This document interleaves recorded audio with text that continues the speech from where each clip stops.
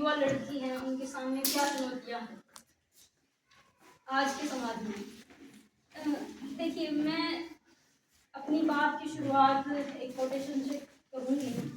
वो कोटेशन है Simon the बोवा की, या फिर आप जो भी प्रोनाउंसिएशन करना चाहें उनकी। उन्होंने एक बात बोली थी कि लड़कियां पैदा नहीं होती, लड़कियां बनाई जाती। लेकिन इसके साथ मैं एक बात ये भी कहना चाहूँगी कि लड़के भी पैदा नहीं होते, लड़के भी बनाए जाते हैं। समाज ही उनको बनाने वाला होता है इस उसमें। तो जब इन शुरुआत मैंने यहाँ से की और एंड फिर हम डॉक्टर अम्बेडकर की कोटेशन पे ही करेंगे कि क्या उन्होंने बात कही थी महिलाओं के बारे में।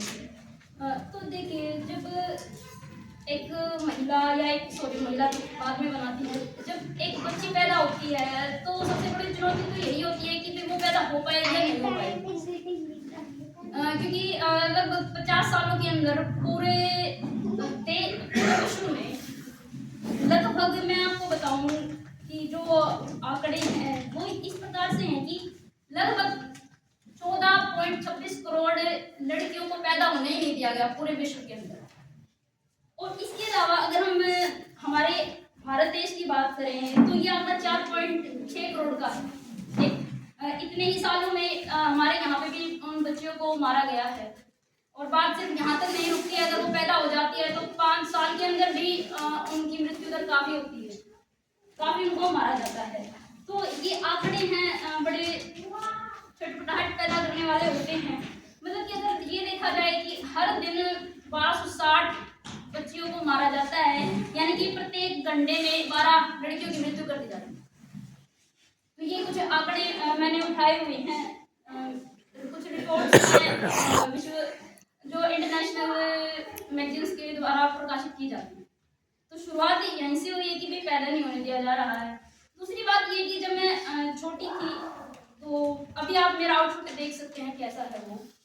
जब मैं छोटी थी तो होली दिवाली के आसपास या तीज का त्यौहार होता था, उस समय पे हम जाते थे चूड़ियाँ पहने, मैं खुद भी गई। लेकिन मैं जैसे जैसे जब बड़ी हुई तो मुझे वो चीज़ें अच्छी नहीं लगी। आप मेरा आउटफिट देख सकते हैं कि मैं किस प्रकार के कपड़े पहनना पसंद करती हूँ। तो वो चीज़ें वहीं से जुड़ी हुई हैं कि अगर वो चीज़ें सस्टेन कर जाती तो मेरा आउटफिट भी यहाँ पे जितनी भी लड़कियाँ हैं या महिलाएं हैं वैसा ही होता। हालांकि मुझे इस बात से कोई दिक्कत नहीं है कि भाई वो उनका आउटफिट मेरे आउटफिट जैसा क्यों नहीं है, पर ठीक है, वो कंफर्टेबल का एक लेवल है हमारा सबका। तो शुरुआत यहाँ से हुई है इन सब चीज़ों की ही। फिर जैसे जैसे जब लड़कियाँ बड़ी होती हैं तो वो भेदभाव का सामना करती हैं। भेदभाव किस प्रकार के, देखिए, जब मैं अपने परिवार में थी तो मुझे नहीं पता होता था कि मेरे साथ भेदभाव मेरा परिवार कर रहा है। लेकिन जब कॉलेज में आए, जब बातचीत की, लोगों से बातचीत की, खासकर लड़कियों से बातचीत की, क्योंकि मेरी जो ग्रेजुएशन हुई वो IC कॉलेज से हुई है, तो तब पता चला कि भाई घर में कितनी छोटी छोटी बातों को लेकर मेरे साथ भेदभाव हुआ है। तो मतलब कई बार तो यूँ लगा कि मेरे परिवार ने ही मुझे छला है, इस प्रकार की बात सामने आई है। और उसके बाद एक बात ये भी आई कि भाई मैं तो इस लेवल पे पहुंच गई। एक मेरी बहन है, मेरी कज़न है, वो 19 साल की है। उसके सामने ये चुनौती है कि 2 साल बाद उसकी शादी कर दी जाएगी। मेरी ही बहन है वो, जिसको मैंने उंगली पकड़ के चलना सिखाया था। और इस समस्या का मेरे पास कोई समाधान नहीं है कि मैं रख पाऊँ, कि मैं उसको ये बता पाऊँ कि आप इस चीज़ से कैसे बच सकते हो। वो शादी नहीं करना चाहती है, लेकिन अभी से उसके परिवार वालों ने लड़का ढूंढना शुरू कर दिया है। मतलब उसका क्या परिवार, वो मेरा ही परिवार है इस उसमें। तो एक बात ये आती है कि भाई क्योंकि अभी ये बात उठी थी उस समय पे कि भाई लड़कियों की उम्र है वो 21 साल की कर दी जाए विवाह की। तो इस वजह से ना एक हवाला मिला हुआ कि भाई 2 साल और हैं उसके पास। लेकिन वो भी एक रेयर केस हो सकता है, लेकिन इससे पहले भी है लड़कियों की बहुत जल्दी शादियाँ कर दी जाती हैं। 18 साल से पहले भी क्या है, उनकी शादियाँ कर दी जाती हैं। मेरे पास कुछ फिगर भी हैं, अगर मैं आपको बताऊं तो चलो उस पर फिगर को रहने देते हैं। लेकिन एक बात ये है कि लगभग 11.4 लाख बच्चे ऐसे हैं जो इस संकट से गुजर सकते हैं भविष्य में कि भाई उनकी बाल विवाह हो सकता है। इस प्रकार की रिपोर्ट प्रकाशित की गई है। बाल विवाह के बाद देखो, जब एक बच्ची का विवाह हो जाता है तो उसके ऊपर रिस्पॉन्सिबिलिटी आ जाती है ना, वो अपनी पढ़ाई को कंटिन्यू कर सकती है। मतलब सपने तो खैर क्या ही देखे, भी उनके दायरे हैं कि भाई आपको सपने भी नहीं आएंगे। जैसे लड़की के दिमाग में शादी बैठा दी जाती है तो उसके सामने उसके तो सपने भी नहीं आएंगे, उसके सपने भी राजकुमार के आएंगे कि मेरा पति कैसा होगा। वो इसी प्रकार में क्या है, मतलब उसकी सोच के दायरे को सीमित कर दिया गया है, क्योंकि शिक्षा नहीं मिली है उसको, हायर एजुकेशन में वो जा नहीं सकती है।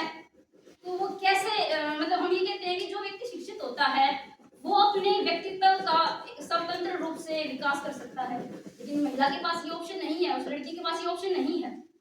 एक बात मेरे सामने ये भी आई थी कि भाई मुझे युवा लड़कियों की समस्याएं या चुनौतियां रखनी थी, तो मेरे दिमाग में ये आया कि भाई लड़कियां, अब कौन सी लड़कियों को मैं युवा मानूं।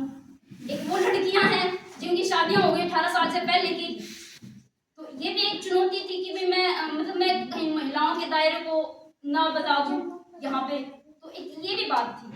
और इन सब चीज़ों से गुजरते हुए जब लड़कियां बड़ी हो जाती हैं और जब वो स्कूल के बाद जब वो कॉलेज जाती हैं, हालांकि कई परिवारों में तो भी स्कूलों में नहीं भेजा जाता है, उनकी ड्रॉप आउट रेट है वो भी काफ़ी हाई है। और इसके साथ साथ क्या है कि सबसे बड़ी बात तो यही आती है कि जब अगर एक परिवार के जब साधन सीमित हैं तो वो अपने उन संसाधनों को इन्वेस्ट करता है अपने बेटे के ऊपर। मेरी जो परवरिश हुई है वो इसी बात को लेके हुई है कि भाई तू तो बेटी अगले के घर चली जाएगी, हालांकि अब उनका परसेप्शन चेंज हो चुका है।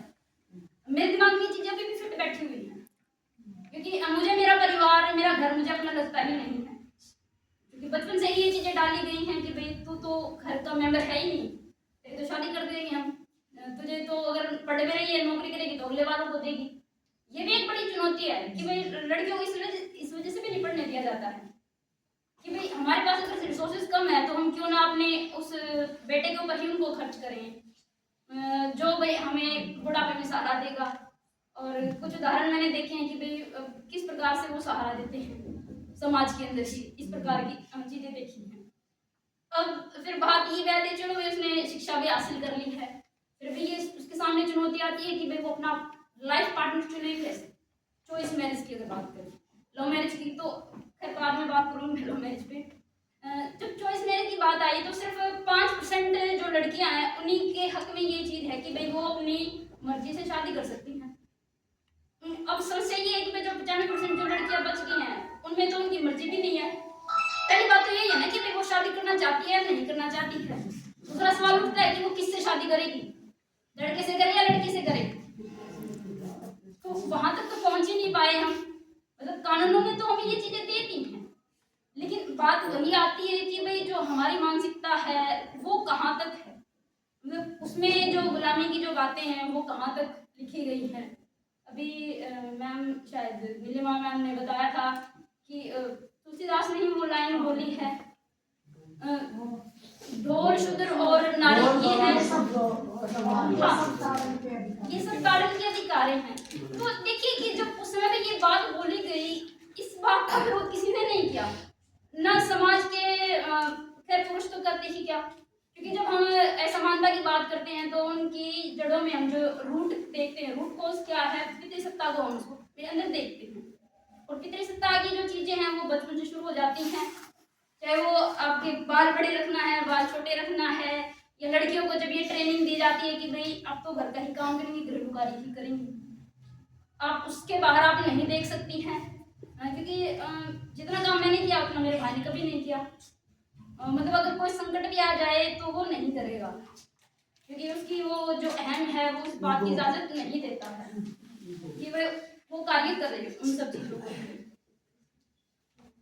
उसके बाद एक बात जब आई थी कि लव मैरिज की थी, देखिए लव मैरिज का मुद्दा भी बड़ा अटपटा सा है समाज के सामने। वही देखिए बच्चे हैं, अट्रैक्शन भी होती है, सारी चीजें हैं उसके सामने, लेकिन ये कौन सी बात हुई कि लड़का तो ऐसे ही चलता रहे और लड़की को हम घर में कैद कर। और ये भी दूर जाने की बात नहीं है, समाज में मेरे घर में ही घटित हुई है ये घटना भी। और जब उसको देखा जाता था मेरी बहन को तो देखने की स्थिति नहीं होती थी कि भाई उसके मन के भीतर क्या चल रहा होगा उसमें लेके, उन सब चीज़ों को लेके, क्योंकि एक बच्चा है ना अपने आप को कंपेयर करता है। तो मेरी बहन ने भी शायद मेरे साथ कंपेयर किया होगा खुद को कि भाई इसके पास सारी चीज़ें, ये बाहर जा सकती है, इसके पास फ़ोन भी है, मेरे पास फ़ोन भी नहीं है, मुझे घर में भी कैद कर दिया है। तो मतलब वो जो सिचुएशन है, मतलब मैं सोच नहीं सकती उसके बारे में। और एक और घटना उस प्रकार की ना घट जाए, मतलब कह नहीं सकते वो भविष्य में हो सकता है नहीं हो सकता है, वो भविष्य में ही पता चलेगा उन सब बातों का ही। तो ये कुछ मतलब बाल्यकाल में जो विवाह हुए हैं। इसके बाद ना जब देखिए अब हम अगर हम बात करें कि भाई महिलाओं के प्रति या लड़कियों के प्रति अपराध दर क्या है, वो सबसे ज्यादा है। रिपोर्ट्स हमें ये बताती हैं कि भाई महिलाओं के प्रति जो भी हिंसाएं हो रही हैं या अपराध जो भी घटित हो रहे हैं, वो पिछले साल के कंपैरिजन में 4% ज्यादा हो रही हैं, मतलब इनमें तो बढ़ोतरी पाई गई है उन केसेस में। तो अगर हम ये सब देखते हैं, ये मैं आपको बताऊं कि 2021 और 22 के अंदर बलात्कार के लगभग 31,000 रिपोर्ट मतलब केसेस की रिपोर्ट हुई थी, और उनका कन्विक्शन रेट सिर्फ 28% है इन सब चीजों में। मतलब कि हमारे यहाँ पे रोज के 85 रेप होते हैं। मतलब ये सिर्फ ये आंकड़े देने वाले कौन है? ये भी हमारी गवर्नमेंट की संस्थाएं ही हैं जिनको इस कार्य में लगाया गया है। मतलब यही है कि भाई हर 15 मिनट में एक बलात्कार हमारे देश में होता है, और हम बात करते हैं कि भाई दूसरे देशों की बात है, हालांकि हमें बताया जाता है कि भाई और देशों में भी ऐसी चीजें होती हैं, तो हम उसको नॉर्मलाइज नहीं कर सकते इन घटनाओं को। देखिए अगर रेप की कोई घटना पड़ी है, तो भाई एक संवेदनशील जो इंसान है संवेदित होना चाहिए, उसके अंदर संवेदनाएं मरनी नहीं चाहिए। इस बात को लेकर कि भाई एक उदाहरण है मैं देना चाहूँ आपको। जब शायद मेरी एज रही होगी 21 साल के आसपास की, और मैंने एक 27 साल के एक लड़के से बात की थी, हालांकि वो बहुत सेंसिटिव इंसान है। तो जब मैंने उनको बताया कि मैंने किताब में पढ़ा था कि एक 3 महीने की बच्ची के साथ रेप किया गया, तो वो ना बड़े ध्यान से मुझे सुन रहे थे, और मुझे ना यूं देखना था कि वो झटका क्यों नहीं रहे हैं। हाँ, क्योंकि मैंने तो उन सब घटनाओं से, मेरा तो परिचय होना ही शुरू हुआ था उन सब चीजों से ही। मैंने तो जाना ही उस एज में था कि भाई ये चीजें होती क्या है। तो जब इन चीजों को जाना समझा, आज भी अभी भी ना जब हम पढ़ लेते हैं इन घटनाओं को, तो कहीं ना ये होता है कि भाई हम ना किसको तो समझाएं और किसको ना समझाएं इस चीज में। अब कहते हैं कि भाई उनको मृत्यु दंड दे दिया जाए, क्योंकि कई बार जो रेप करने 90 देखो जो 70% जो लोग होते हैं जो रेप करते हैं वो हमारे ही जानकार होते हैं, वो हमारे फैमिली मेंबर रिलेटिव्स हैं, एम्प्लॉय भी हो सकते हैं, जिनको हम जानते हैं। और कैद हम ये लगाते हैं कि मेरी लड़की 6 बजे के बाद से घर नहीं जाएगी, बाहर घर से बाहर नहीं जाएगी, कर्फ्यू में रख रहे हैं उसको। मतलब कि जिनसे खतरा है वो तो बाहर खुले घूमते हैं। और मतलब हम देखो जिससे हमारा जो जेल का जो सिस्टम है वो ऐसा ही तो है, फिर जो अपराध करता है हम उसको जेल में डालें, उसको अंदर कैद करें। लेकिन हमारे यहाँ उल्टा है कि हम तो जो पीड़ित है ना उसको अंदर रखेंगे। यही है। कितनी घटनाएं आप लोग देखते हैं, मतलब मिजोरम का केस है या उससे पहले भी कई घटनाएं बड़ी अच्छी खासी घटी हैं हमारे देश में। निर्भया कांड को हम जब याद करते हैं, उस समय पे मैं 10वीं क्लास में पढ़ती थी और मुझे नहीं पता था कि रेप होता क्या है। और आज भी अगर मुझे समझाना पड़ जाए किसी को, फिर हम यहाँ तो सब परिचित ही हैं इन सब चीज़ों से, तो मैं नहीं समझा सकती कि भाई वो क्या होता है, क्योंकि ये चीज़ें समझाने की नहीं है, ये तो आप महसूस करने की चीज़ें हैं। बोल के शब्दों में इन सब चीज़ों को प्रकट नहीं किया जा सकता है। तो ये चीज़ थी। और दूसरी बात ये आती है कि भाई यौन उत्पीड़न के मामले हैं, वो भी क्या है बहुत ज़्यादा है, स्कूलों में भी हो रही है, वो सार्वजनिक स्थान है, मतलब कोई भी ऐसा क्षेत्र बचा नहीं हुआ कि जहाँ पे ये चीज़ें घटित ना होती हों। और सबसे ज़्यादा ये दिल्ली में हो रही है, हमारे देश की राजधानी है, जहाँ पे राष्ट्रपति, प्रधानमंत्री, सारे मंत्री, सारे सांसद वहीं रहते हैं, वहाँ पे ही ये घटनाएं क्या है सबसे ज़्यादा घटित हो रही हैं। एक बार कॉलेज की मैगजीन के लिए मैंने महिलाओं के लिए कुछ लिखा था, तो उसमें मैंने एक बात कोट की थी कि चाहे वो उड़ीसा का कोई भी गांव हो, मतलब कि पिछड़ा हुआ इलाका क्यों ना हो, चाहे वो दिल्ली का राजपथ क्यों ना हो, महिलाएं वहाँ पे सुरक्षित नहीं है, वो अपने आप को सुरक्षित महसूस नहीं कर पा रही हैं। और सुरक्षित महसूस किसको करवाना है? वो हमें करवाना है। और ये जो सबसे बड़ी जिम्मेदारी मतलब अगर जिम्मेदारी बनती है तो वो हम युवाओं की ही बनती है कि हम जब बच्चे के अंदर संस्कार दें तो तो वो लड़की को बिठा के भी दे, सिर्फ लड़की को ना दे, अगर संस्कारों की बात है तो। उसके बाद अगर मैं आप लोगों को बताऊं कि जो डोमेस्टिक वायलेंस के जो केसेस हैं वो एनसीआरबी की जो रिपोर्ट हमें जाती है कि वो 31.4% है हमारे यहाँ पे। तो डोमेस्टिक वायलेंस भी क्या है, वो भी बहुत ज़्यादा हो रही है। और इसका उदाहरण शायद आप लोगों ने एक फिल्म देखी होगी, थप्पड़ मूवी। मतलब वो नॉर्मलाइज कर रहे हैं कि भाई एक थप्पड़ ही तो मारा है। भाई आप जिसको लगा है आप उससे पूछ के देखिए कि उसके सामने तो सारी जीवन की गलतियां आ गई कि भाई जो पुरुष समाज ने किया है। तो वो चीज है इसमें कि मतलब कि हम इन सब चीजों को भी नकार नहीं सकते हैं इन सब चीजों के अंदर ही। और एक तो चीजें हैं कि सबसे बड़ी जो रुकावटें या जो बाधाएं लड़कियों के सामने होती हैं वो हमारी तो पारिवारिक सोच है, मतलब जो पारंपरिक सोच है। उसके बाद रूढ़ियां भी समाज में प्रचलित हैं, टैबू के तौर पे हैं। पहले तो ये भी कहा जाता था कि अगर लड़कियां पढ़े लिख लेंगी तो उनके पति की मृत्यु जल्दी हो जाएगी। ये जो सावित्रीबाई फुले ने ये चीजें सहन की हुई हैं। अब उन्हीं की बदौलत है कि भाई हम लोग यहाँ तक हैं, यहाँ तक बैठी हैं। अभी भी मैंने काउंट किया था 27 लड़की और महिलाएं यहाँ पे प्रेजेंट हैं। शायद निर्जन में आने के बाद 28 हो गई होंगी। तो ये चीज है कि भाई अब तो संख्या ठीक है, क्योंकि भाई ये महिलाओं के लिए एक वर्कशॉप है, महिलाओं की ही इसमें बातचीत कर रहे हैं इन सब। हाँ, जब मैं कॉलेज में पढ़ती थी तो लड़कियों का कॉलेज था, ऐसी कॉलेज था वो। तो मुझे ये होता था कि भाई जब समाज सुधार का जो काम है, जिनकी सोच को बदलना चाहिए, वो तो उनसे तो बातें नहीं कर रहे हैं, वो तो है ही नहीं हमारे आसपास। क्योंकि देखो आज मैं भी कह रहे थे कि मैंने लड़कियों को अपनी सोच बदलने की जरूरत है, वो तो है ही है। लेकिन इसके साथ साथ जो लड़के हैं, जो पुरुष हैं, उनको भी अपनी सोच बदलनी चाहिए। क्योंकि जब तक वो सहयोग नहीं करेंगे तो सोसाइटी नहीं बदलेगी। अब हम जाके कितने झंडे उठा लें भाई, जब वो बिल्कुल कटे थटे पड़े हैं तो हम कैसे कहेंगे कि भाई समाज में परिवर्तन आएगा। तो इस प्रकार से मतलब परिवर्तन की संभावना थोड़ी कम है। तो इसमें ना देखिए, मैं अगर आपको हमने मोटे तौर पे इन चुनौतियों को बांट भी नहीं सकते हैं क्योंकि सारे इंटरलिंक्ड हैं।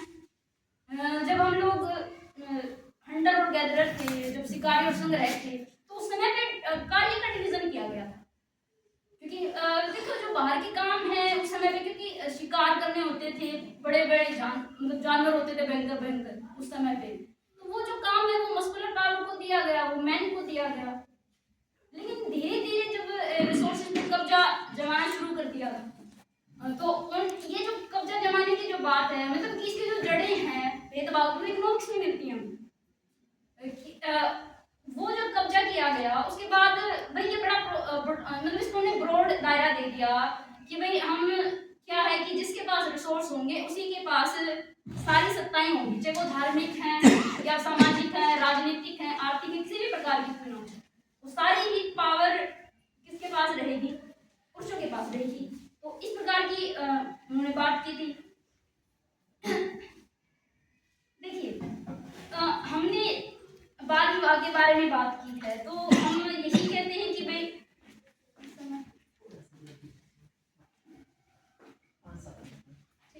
बस ठीक। देखिए अगर हम इकोनॉमिक प्रॉब्लम के बारे में बात करें तो हमने शुरुआत से बात की थी कि जब रिसोर्सेज का मामला है तो हम वो बेटी को देना पसंद करते हैं। इसके अलावा ये चीजें भी आती हैं कि भाई जो महिलाएं हैं वो पुरुषों से ज्यादा काम करती हैं।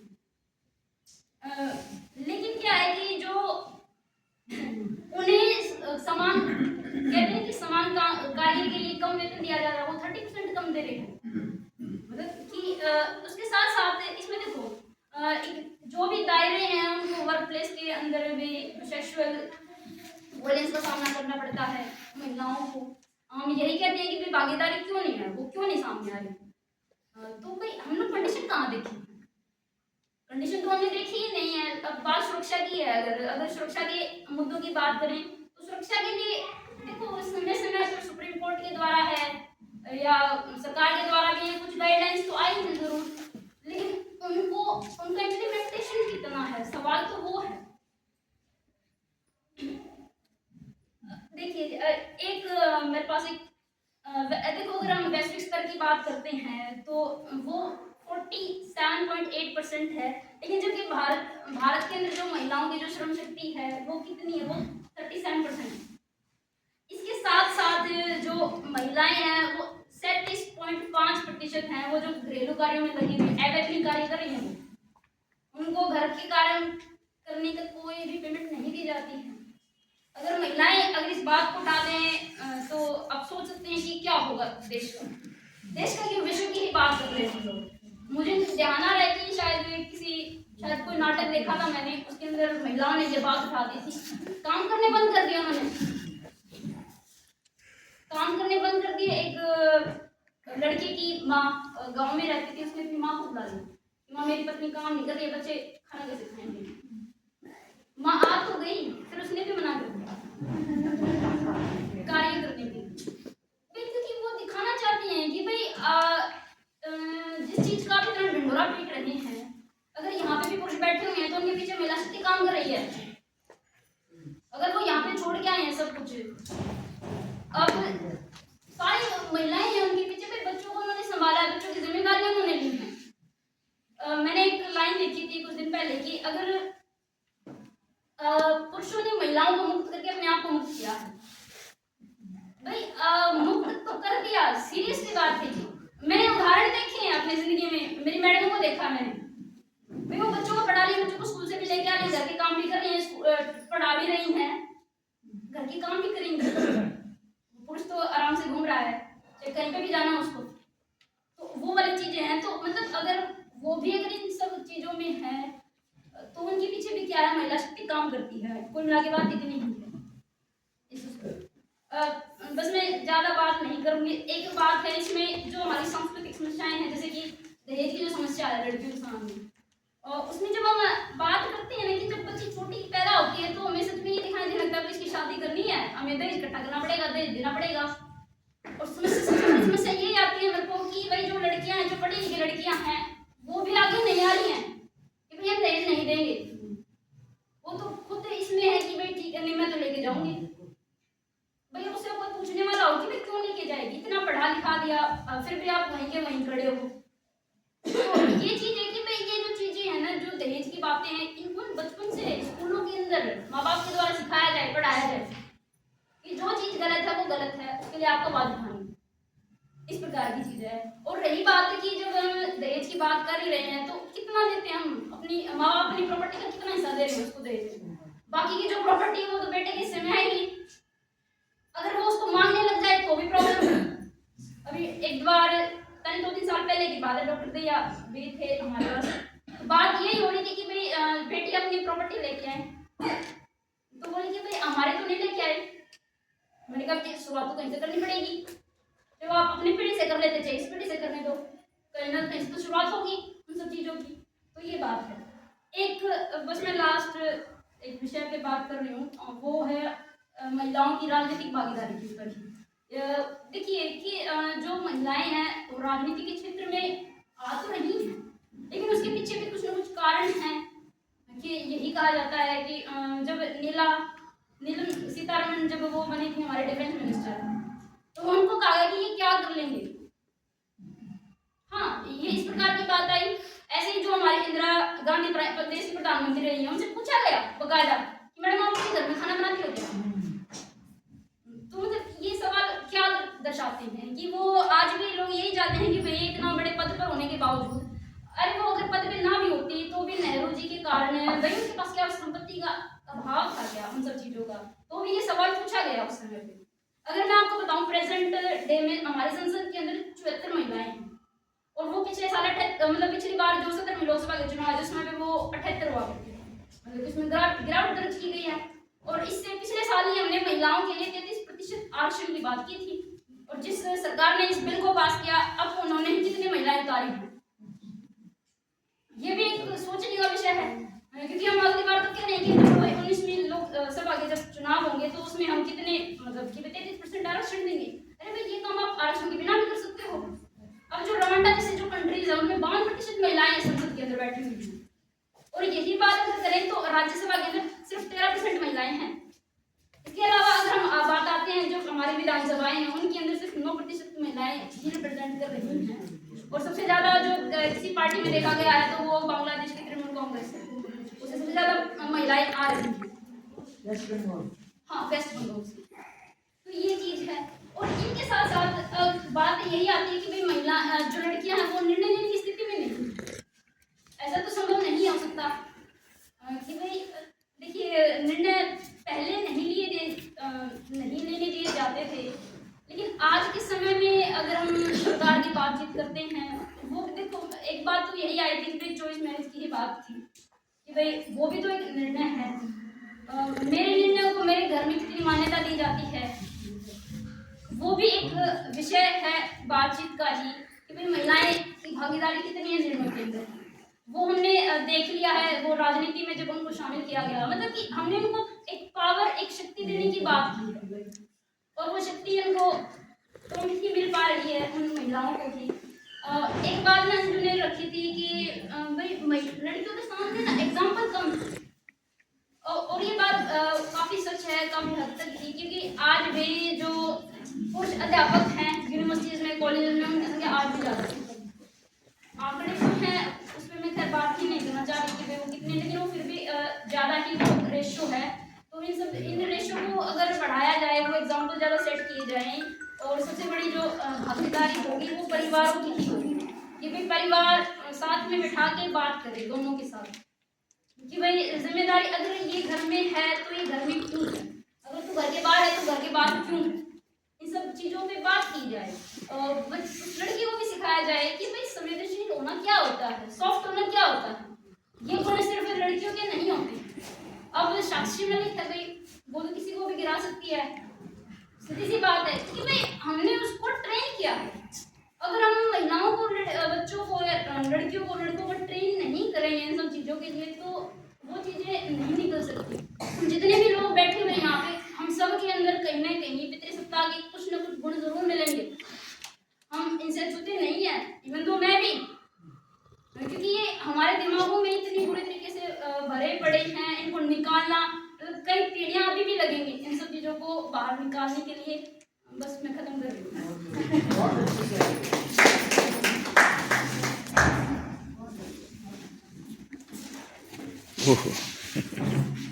थैंक यू प्रीति। कम से कम कुछ सवाल और ऐसे छोड़े